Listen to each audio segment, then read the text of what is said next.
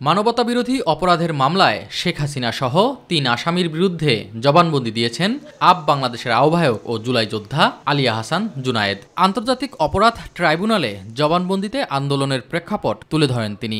Facebook profile লাল করার বক্তব্য এবং সর্বশেষ এক দফার কর্মসূচি সরকার পতনের সাথে সাথে মার্চ ফর ঢাকা কর্মসূচি ৬ আগস্ট নির্ধারণ এবং পরবর্তীতে এগিয়ে এনে ৫ই আগস্ট নির্ধারণ এবং সরকার পতনের যাবতীয় বিষয় উনি তুলে ধরেছেন এবং এই আন্দোলন চলাকালে কিভাবে নির্যাতন করা হয়েছে, কিভাবে নিষ্ঠুরতা দেখানো হয়েছে, এমনকি পরিচিত লাশ শনাক্ত করার সুযোগ না দিয়ে বেওয়ারিশ লাশ হিসাবে ১১৪ জনকে দাফন করা হয়েছে তার বর্ণনা দিয়েছেন।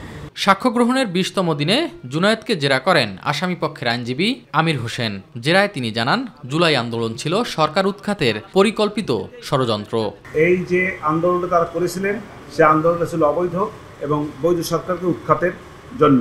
সেই প্রসঙ্গে আমি তাকে মেটিকুলাস ডিজাইন ছিল, মেটিকুলাস ডিজাইনেরই অংশ হিসাবে এই আন্দোলনটা হয়েছে।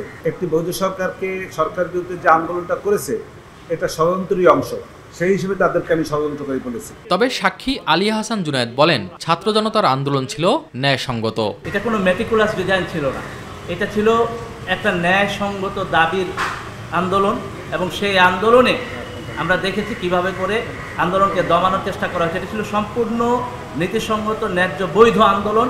সাধারণ শিক্ষার্থীদের গণতান্ত্রিক অধিকার, এই বাংলাদেশের ছাত্র জনতার গণতান্ত্রিক অধিকার, তাদের যে ন্যায্য দাবি সেই দাবি আদায়ের আন্দোলন। জুনায়েদ ছাড়াও এই মামলায় এদিন জবানবন্দি দেন শহীদ সৈকতের বোন সাবরিনা আফরোজ সেবন্তী। ৪৯তম সাক্ষী হিসেবে সাক্ষ্য দেন তিনি।